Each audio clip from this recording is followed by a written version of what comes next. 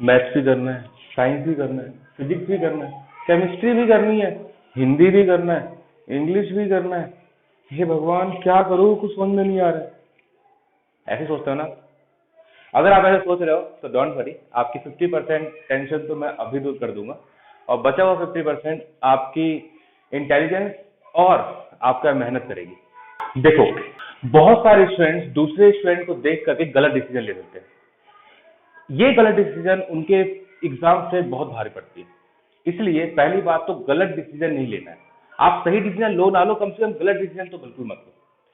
इसीलिए क्या करना है और क्या नहीं करना, ये बच्चों को अच्छे से पता होना चाहिए।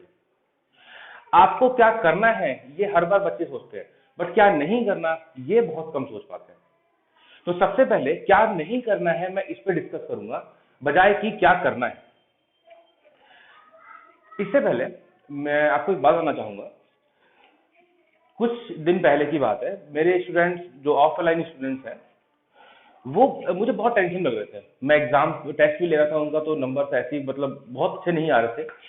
तो मैंने उनसे पूछा कि बेटा, आप, मुझे लगता है ऐसा कि आप लोग कंफ्यूज हो कि करना क्या है, आपको तैयारी कैसे करनी है। इतना कम टाइम बचा हुआ है, और इतने कम टाइम में आपको मतलब ये सोच नहीं पा रहे हो कि पहले हम ये करें कि पहले ये करें कि पहले ये करें कि पहले ये करें। ऐसा है क्या? तो मैंने उनको जो चीज अभी मैं समझाने वाला हूं आपको, फिर मैंने वही चीज उनको समझाया था। सबसे पहले क्या नहीं करना है बेटा, आपको ये बात जानना जरूरी है। पहली चीज, आपको ये सोच करके कि मुझे ये सब्जेक्ट भी करना है, ये सब्जेक्ट भी करना है, अरे ये चैप्टर तो हुआ ही नहीं है, ये भी करना है, ये भी करना है, फिजिक्स, केमिस्ट्री, मैथ, बायो, ओहो कितना कुछ करूंगा मैं। एक दिन में, आज तो मैं इतना कुछ कर पाया, सोचा था इतना मैं कर ही नहीं पाया, कल मैं सोचूंगा, कल मैं करूंगा पक्का। ये नहीं करना है। आपने पहली बात ये इतना दिमाग में लोड डालना ही नहीं है। ये टेंशन दिमाग से निकाल दीजिए कि आपके ये काम बचा है, वो काम बचा है। अरे पहले तो आप खुद को स्टेबल करो ना। स्टेबल करोगे तब तो फोकस करोगे। जब स्टेबल ही नहीं हो, अंदर इतनी सारी बातें दिमाग में चल रही हैं, फोकस कैसे करोगे? तो फर्स्ट चीज इज, आपको टेंशन नहीं लेना। दूसरी बात, आपने किसी को देख करके कि यार ये बंदा बड़ा तैयारी करके बैठा है, ये बंदा बड़ा तैयारी करके बैठा हुआ है, मैं इसके ऐसा क्यों नहीं कर पा रहा हूं, या किसी को फॉलो नहीं करना है।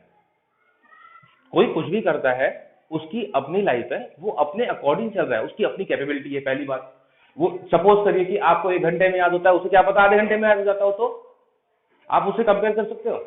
कैसे करोगे आप कंपेयर? या कोई बच्चा 2 घंटे में याद करता है, वो 2 घंटे उसके पास टाइम है, आपके पास 2 घंटे टाइम नहीं है, आप नहीं कर पा रहे 2 घंटे याद, तो आप उसको कंपेयर कर सकते हो? तो ऐसे में किसी से कंपेयर नहीं करना चाहिए। आप ये देखिए कि आपने कितना तैयारी किया और कितना बचा है।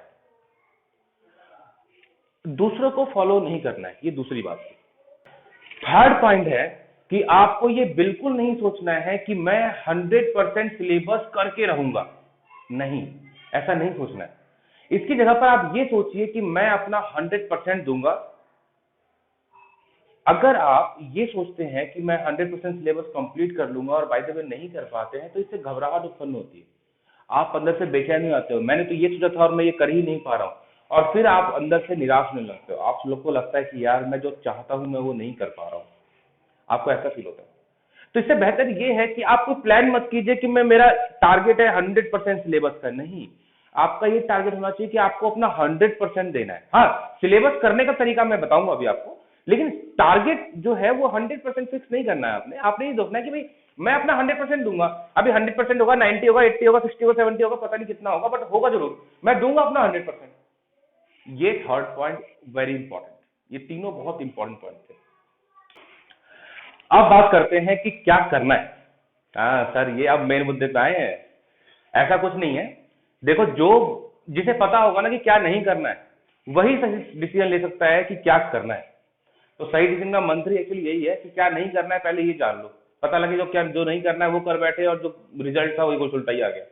तो पहले क्या नहीं करना है हमने ये बात कर लिया है, अब क्या करना है इसके बारे में बात करते हैं। तो सबसे पहली बात जो आपको करना है, आप 5 सब्जेक्ट हैं, आईटी को एक्सक्लूड कर रहा हूं मैं, 5 सब्जेक्ट हैं। पांचों सब्जेक्ट को सामने रखो और जितने भी चैप्टर्स आ रहे हैं उन्हें देखो। जैसे सपोज करो कि मैथ में 8 चैप्टर्स आ रहे हैं, तो आप ये देखिए इन 8 चैप्टर में से कितने चैप्टर कंप्लीट हैं आपके। अब 8 में से मान लीजिए कि आपके 3 चैप्टर्स ऐसे हैं जिनको रिवीजन की जरूरत ही नहीं है आपको, तो अब इन 3 चैप्टर तो भूल ही जाइए, सीधा एग्जाम में देखेंगे। अब बच गए कितने? 5 चैप्टर्स। इन 5 चैप्टर्स में से अब ये देखो कि कौन सा चैप्टर आपका 50-50 वाला है, मतलब कुछ आता है कुछ नहीं आता। पहले आप उन चैप्टर्स को कंप्लीट करो, बजाय इसके कि नया चैप्टर उठाना है, ये बिल्कुल नहीं करना है। अब वो चैप्टर जो आपको आता है, मान लीजिए 5 में से 2 चैप्टर्स आपको, 3 नहीं आते, बिल्कुल नहीं आते जी, लेकिन 2 चैप्टर्स में 50-50 वाले हैं, तो अब आप उनको कंप्लीट करिए। आपके पास अभी टाइम है, ऐसा नहीं है कि बिल्कुल ही खत्म हो चुका है और कल पेपर है, ऐसा नहीं है। तो आप उन चैप्टर्स को टाइम दीजिए और उसे कोशिश कीजिए कि वो निपट जाए। नहीं निपटते कोई दिक्कत नहीं है, घबराना नहीं, यार पेपर से पहले हो नहीं पाया। अगर वो निपट जाते, खत्म हो जाते, आपके वो 5 चैप्टर्स हो गए। अब बच गए 3 चैप्टर्स। इन 3 चैप्टरों के पास समय टाइम है तो कीजिए, और नहीं है तो कोई बात नहीं, सीधा एग्जाम में। जय श्री राम, कोई दिक्कत नहीं।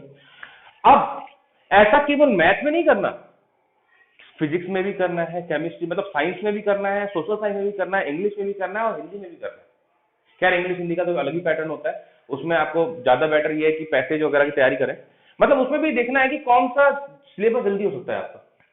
दूसरा पॉइंट, आपके ऐसे बहुत सारे मतलब इन सब्जेक्ट्स में ऐसे बहुत सारे टॉपिक होंगे जो आपके लिए आसान है, पढ़ा नहीं है, आसान है, तो उन टॉपिक को बिल्कुल आप क्लियर कर लीजिए। जैसे इंग्लिश में पैसेज इजी होता है, तो आप एक आध दिन, ज्यादा नहीं, एक आध दिन, मतलब जितना आप टाइम दे करके उसे कंप्लीट कर सके उतना टाइम, जरूरी नहीं कि एक दिन। कोई बच्चे के लिए एक दिन, एक क्या, एक हफ्ता कम है, और किसी के लिए 1 घंटे में हो जाता है, तो वो तो डिपेंड करता है।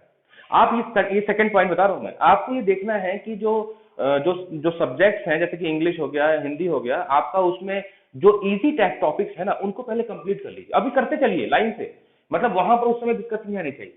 जैसे पैसेजेस हो गया, ज्यादातर बच्चों को आता है, क्या बोलते हैं, ग्रामर हो गया, ग्रामर सेक्शन हो गया, आपको आता है ना, राइटिंग सेक्शन हो गया, वो भी आपको अच्छे से आता होगा। अगर थोड़ा बहुत दिक्कत है उसको आप अभी से निपटा लीजिए, और ज्यादा है तो बेहतर है कि अभी इस पर ध्यान देना बहुत जरूरी है। ठीक, ये दूसरा पॉइंट था।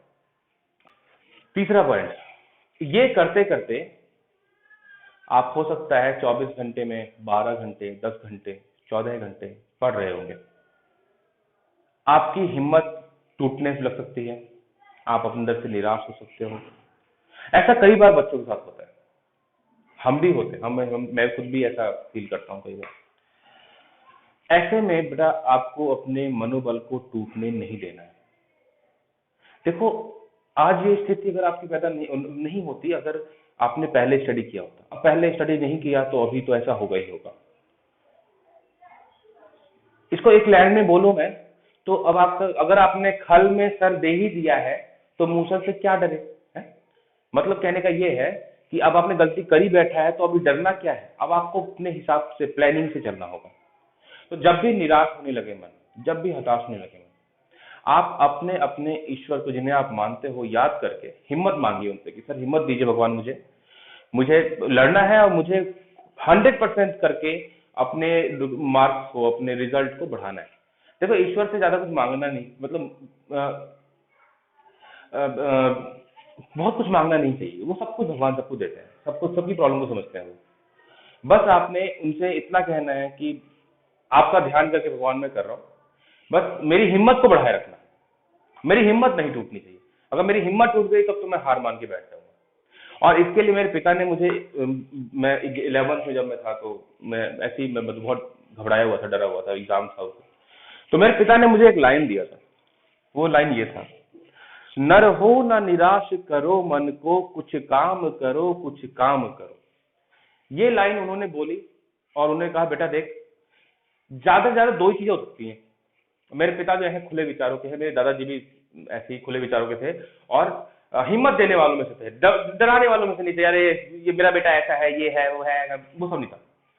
तो उन्होंने मेरे से क्लियर कहा, बेटा अगर तेरा 2 ही स्थिति हो सकती है, पहला ये तेरा रिजल्ट मतलब पेपर बड़ा अच्छा जाए, दूसरा तेरा पेपर खराब जाए।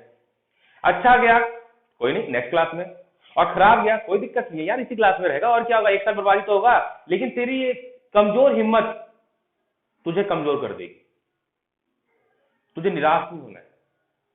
मेरे दादा ने मुझे कभी दबाव में नहीं रखा कि तुझे ये करना है, ये कर, ऐसा है वैसा है, नहीं। मैं तुझको कैसे दबाव में रख सकता हूं? इसीलिए कोई भी निराशा वाली बात नहीं रखनी, अपने अंदर हीन भावना नहीं आने देनी। हीन भावना मतलब होता है बेटा अपने आप को दबा कुछ करना, सुनना, अरे यार मैं कुछ नहीं कर पा रहा हूँ, मेरे दोस्त इतना सब कुछ कर ले रहे हैं, मैं तो कुछ कर ही नहीं पा रहा हूँ, मैं बड़ा कमजोर हो रखा हूँ, मेरे से कुछ नहीं हो सकता, मैं कुछ कर ही नहीं पाऊंगा लाइफ में। ये डिप्रेशन नहीं होना चाहिए, ये डिप्रेशन नहीं होना चाहिए। और जब भी ये डिप्रेशन हो, ईश्वर का नाम लीजिए, और अगर आप चाहो तो ये लाइन भी आप रीड कर सकते हो, नर हो न निराश करो मन को, कुछ काम करो कुछ काम करो। नर एक्चुअली इसका मतलब मैं समझा दूं, मैं आपको पहले बताया ही नहीं। नर शब्द का, नर और नारायण दो होते हैं। नर मतलब इंसान, हम, नारायण मतलब खुद ईश्वर। नारायण के हम अंश हैं, नर जो है नारायण का अंश है। जब नारायण अपने आप को कभी निराश नहीं करते तो हम तो उनका अंश हैं, हम कैसे हो सकते हैं निराश? ये हिम्मत करके बस आगे बढ़ जाना है, घबराना नहीं है। आप एक बात ध्यान रखिए, आपका 30% कोर्स है या फिर 100% कोर्स है, ये आपकी जिंदगी को तय नहीं करता। आपके डिसीजन आपको जिंदगी को तय करते हैं, आपके वर्क आपके डिसीजन को तय करते हैं। आपका जो रिजल्ट है ना, वो सिर्फ ये बताते हैं कि भैया आपने इस साल मेहनत नहीं की, अगले साल कर लेना। इसलिए कभी घबराना या डरना नहीं है। ये आई होप आप ये सभी पॉइंट्स इस पूरी वीडियो को देखे होंगे और आपकी इसमें हिम्मत बनी होगी इस मेरी इन बातों से, क्योंकि इस समय हिम्मत की बहुत जरूरत होती है यार। इसीलिए ये वीडियो बनाना मैंने वो सही टाइम, मतलब ये टाइम सही समझा। एक चीज और, मैं आप लोगों से, अभी तक तो मैंने कभी कहा नहीं, बट आज मैं आप लोगों से एक हेल्प चाहता हूँ। आप ये वीडियो जो मैं अभी आप जो देख रहे हो, ये वीडियो चाहे वो सभी स्टूडेंट्स को, सभी सीबीएसई स्टूडेंट्स को जिनको उन्हीं का एग्जाम चल रहा है, तो उनको शेयर कीजिए आपके फ्रेंड सर्कल में, आपके रिलेशन में, आपके रिलेटिव्स वगैरह जो भी हैं, उन सबको, सभी सोशल मीडिया अकाउंट, चाहे फेसबुक, ट्विटर, व्हाट्सएप, टेलीग्राम वगैरह जो भी आप चलाते हो, उस पर शेयर कीजिए, ताकि अगर कोई भी बच्चा ऐसा हो जो जिसको अंदर से भय सता रहा हो, डरा हुआ हो, घबराया हुआ हो, मैं क्या करूंगा, उसको हिम्मत मिल सके। अभी तक मैंने ऐसा कभी भी मैंने कहा नहीं आपसे कि आप प्लीज शेयर करो, ऐसा मैंने कभी नहीं कहा, लेकिन मैं आपसे आज रिक्वेस्ट कर रहा हूं कि आज आप इस वीडियो को जरूर शेयर करें, क्योंकि ये ना फीलिंग, देखो अंदर से घबराहट तो हो रही है, ये फीलिंग मैंने अपने लाइफ में भी पीछे बहुत बार महसूस की है। और ऐसा होता है कि आप ना अंदर से एकदम मतलब घबराने, मतलब बहुत टूट से जाते हो, और फिर कोई अगर अचानक हिम्मत दे दे ना आपको, तो फिर आपका एम, आपको नहीं पता आपके पास कितनी क्षमता है, और कोई आपको हिम्मत दे दे, अरे क्या अब तो कर लूंगा जी मैं। मतलब जैसे हनुमान जी की शक्तियों को याद दिलवाया गया था जब लंका जाना था, बिल्कुल वैसा ही। तो ताकत बहुत है आपके अंदर, बस आपको उसे याद करवाने की जरूरत है। इसलिए थोड़ा सा उन बच्चों को जरूर ये बताइएगा, जो शेयर कीजिएगा, जिनकी मतलब सभी को, जितने, आपको ये नहीं सोचना है इसको करना है इसको नहीं करना, सबको करिए। ऐसा कुछ है नहीं वीडियो में जो इसको कर सकते हैं उसको नहीं कर सकते, हिम्मत तो सबको चाहिए होती है।